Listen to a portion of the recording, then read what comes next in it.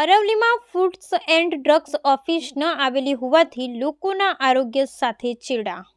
Sabarkantha Aravalli foods and drugs વિભાગ દ્વારા માત્ર દિવાળીના તહેવાર પૂરતી કામગીરી કરી સબ સલામતનો અનુભવ કરી કુંભકર્ણની નિંદ્રામાં તંત્રને લાગતા ધંધાદારીઓ બેફામ બન્યા હોય તેઓ લોકમુખે ચર્ચાઓ.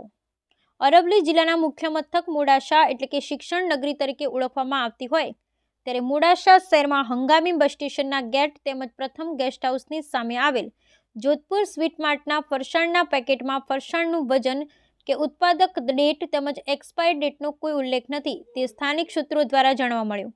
ત્યારબાદ પત્રકારો દ્વારા તેની ખરાઈ કરવા એક 500 ગ્રામ તેમજ એક કિલોનું 2 પેકેટ ખરીદવામાં આવ્યા. ખરેખર સાચું છે કે ખોટું તે જાણવાનો પ્રયત્ન થયો, પરંતુ સૂત્રો દ્વારા અપાયેલી માહિતી એકદમ સાચી હતી. જોધપુર સ્વીટ માર્ટના પેકેજમાં વજન કે ઉત્પાદન ડેટ તેમજ એક્સપાયર ડેટ લખેલી ન હતી. માત્ર 2 જ મહિનામાં એક્સપાયર થઈ જશે તેવું ઇંગ્લિશમાં લખેલ હતું. ત્યારે પત્રકારે પ્રશ્ન કર્યો કે ભાઈ, આ 2 મહિનામાં એક્સપાયર થઈ જશે પરંતુ ઉત્પાદક ડેટ આપી નથી તો કેવી રીતે ખબર પડે કે આ પેકેટ એક્સપાયર થવાની તૈયારીમાં છે? તેમાં તેનું વજન પણ લખેલ નથી તો કઈ રીતે નક્કી કરી શકાય કે આ તાજા પેકિંગ છે? તે તપાસનો વિષય છે. પૂછવામાં આવતા દુકાનદારે જવાબ આપ્યો કે અમારા બધા જ પેકેટ તાજા જ છે તેમજ વજન પણ બરાબર જ છે. ત્યારે બહારથી આવતા ગ્રાહકો રૂપિયા ખર્ચી પોતાના તેમજ પોતાના પરિવારના આરોગ્ય બગડે તેવી સ્થિતિ સર્જાય ત્યારે લાગતા વળગતા તંત્ર આવા દુકાનદાર પર કોઈ એક્શન લેવામાં આવે તેવી લોકોની માંગ.